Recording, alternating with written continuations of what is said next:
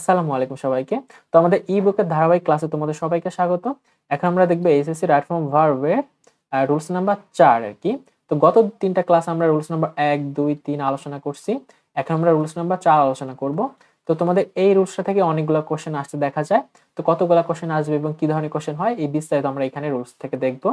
দেখো আমাদের মূলত প্যাসেজ থেকে কোশ্চেন করা হয়, তাই না? তো তোমরা মাঝে, মাঝে দেখবা যে প্যাসিভের সাবজেক্টটা কি থাকে? ইনঅ্যাক্টিভ থাকে। তো যখন ইনঅ্যাক্টিভ হয় তখন আমাদের কিসে করতে হয়? প্যাসিভে করতে হয়। তো দেখো এখানে আমি সংক্ষেপে 3টা রুলস রাখছি। এখান থেকেই তোমরা কিন্তু মূলত 9টা রুলস বের করতে পারবা। ঠিক আছে? তো দেখো এখানে কি আছে? Indefinite tense. তোমাদের আরেকটা বিষয় আগে থেকেই বলে রাখি। আমাদের মূলত দেখা গেছে 95% কোশ্চেন আমাদের মূলত ইনডিফিনিট টেন্স থেকে, অর্থাৎ ইনডিফিনিট টেন্সের প্যাসিভ ভয়েস থেকে আসতে দেখা যায়। কন্টিনিউয়াস টেন্সেরও মাঝে, মাঝে আসে, সেটা আমি দেখাবো এখানে। তো দেখো এখানে সংক্ষেপে ইনডিফিনিট টেন্সের প্যাসিভ বলতে কি বোঝায়? অর্থাৎ এখানে আমাদের প্রেজেন্ট ইনডিফিনিট থাকবে, পাস্ট ইনডিফিনিট থাকবে, ফিউচার ইনডিফিনিট থাকবে। তার মানে এখান থেকে তোমরা 3টা টেন্সের অ্যান্সার করতে পারবা। তো দেখো আমাদের কি করতে হবে? আমাদের সাবজেক্ট দিতে হবে, তারপর বি ভার্ব দিতে হবে। আমাদের ইনডিফিনিট টেন্সের বি ভার্ব হবে কি? আমাদের মূলত এম ইজ আর হবে, তারপরে ভি3 দিতে হবে, তারপরে বাই দিতে হবে। তো আমাদের দেখা গেছে অধিকাংশ ক্ষেত্রে কি হয়? আমাদের মানে প্যাসেজের মধ্যে বাইটা কি থাকে? উজ্জ্ব থাকে।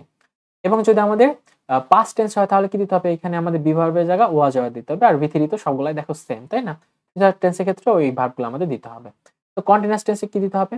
এখানে দেখো আমাদের সাবজেক্ট, তারপর be verb same, be verb দিতে হবে, আমি যার ওয়াজ ওয়ার দিতে হবে। এরপর একটা বিং দিতে হবে, তারপরে ভি3 দিতে হবে। ঠিক আছে? তো আমাদের এখানে পারফেক্টের কেমন? Present perfect, past perfect, future perfect, তাই না? তো এখানে আমাদের কি হবে? Subject have verb. তো হ্যাভ ভার্বে কি হবে? আমাদের হ্যাভ, হ্যাজ, হ্যাড হবে, তারপরে বিন দিতে হবে, তারপরে ভি3। এটা হলো আমাদের কি? মূলত এখানে তোমরা যখন অ্যান্সার করবে তখন তোমাদের অ্যান্সার শিটে এইভাবে বসাইতে হবে। তো আমরা এখান থেকে একটা রিয়েল এক্সাম্পল, অর্থাৎ যেগুলো তোমাদের বোর্ড কোশ্চেন আসে সেগুলো যদি সলভ করি তাহলে তোমরা এইগুলো বুঝতে পারবা যে কিভাবে অ্যাকচুয়ালি করতে হয়। তো দেখো আমাদের প্রথম কোশ্চেনটা কি আছে? But another thought cross his mind before the astrologer send for execution. এটা মূলত আমাদের ঢাকা বোর্ড 2024 থেকে আসছিল। তো এখানে মূলত রাজা দ্য অ্যাস্ট্রোলজারকে কি ফাঁসি দেওয়ার জন্য পাঠাইতেছিল। তো দেখো the astrologer send for execution, তাকে পাঠানো হইতেছিল, এই জন্য দ্য অ্যাস্ট্রোলজার এখানে সাবজেক্ট হবে কি? ইনঅ্যাক্টিভ। আর সাবজেক্ট যখন ইনঅ্যাক্টিভ হয় তখন আমাদের কি? প্যাসিভ ভয়েসে করতে হবে। আর তোমাদের আমি কি বলছিলাম যে 95% আমাদের কোশ্চেন মূলত ইনডিফিনিট টেন্স থেকে আসতে দেখা যায়। তো এটা আমাদের ঠিক ইনডিফিনিট টেন্স থেকে অ্যান্সারটা করলেই হবে। তো এই প্যাসেজটা আমাদের মূলত ছিল পাস্ট টেন্সে। তো এখানে দেখো দ্য অ্যাস্ট্রোলজার সাবজেক্টটা সিঙ্গুলার, তার মানে এখানে হবে কি? ওয়াজ হবে। আর এখানে কি হবে? এই যে এখানে দেখো আমাদের এই যে রুলসটা থেকে অ্যাপ্লাই করছি। এখানে কি আছে দেখো? সাবজেক্টটা হলো দ্য অ্যাস্ট্রোলজার, এটা সিঙ্গুলার। তো সাবজেক্ট বিভাব কি? বিভাব ওয়াজ, তারপরে কি আমাদের ভি3 লাগবে। তো সেন্ড এর ভি3 কি হবে? সেন্ড। ঠিক আছে? তো দেখো এখানে কি? বাইটা কিন্তু নাই। তো এইভাবে আমরা মূলত অ্যান্সারটা করব। তারপরে কোশ্চেনটা দেখো আমাদের বি নাম্বারটা। Besides foods are being dash adulterated in many ways nowadays. তো দেখো এখানে আছে দেখো ফুডস, সাবজেক্টটা কি? Plural subject. তো ধরো এখানে আমাদের কন্টিনিউয়াস টেন্সের সাবজেক্টটা এটা। তারপরে দেখো আর আছে, বি ভার্ব আছে, তারপরে দেখো বিং আছে। তার মানে কি? আমরা এটা বুঝলাম যে এটা আমাদের প্যাসিভ ভয়েস থেকে আসছে। তার মানে দেখো এখানে কি আমাদের মিসিং আছে? এখানে কি আর তোমরা নতুন করে আর বিং অ্যাডাল্টেটেড এটা দিবা না?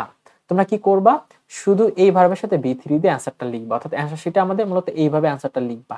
এই পুরোটা লেখার কোনো দরকার নেই, কারণ সাটা কিন্তু দেখো দিয়ে দিছে। এটা একটা জাস্ট ট্রিকি কোশ্চেন আর কি। ঠিক আছে? তো এইভাবে মূলত তোমরা অ্যান্সারটা করবা।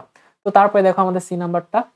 ক্রিকেট ড্যাশ কলা জেন্টলম্যানস গেমস টু। তো এটা ময়মনসিংহ 2023 আসছিল, অর্থাৎ ক্রিকেটকে ভদ্রলোকের খেলা বলা হয়। তো এটা বলে কারা? আমরা বলি, তাই না? মানুষেরা বলে। তো অন্য কেউ দ্বারা কাজ করা হলে তখন কি হয়? সাবজেক্টটা ইনঅ্যাক্টিভ হয়ে যায়।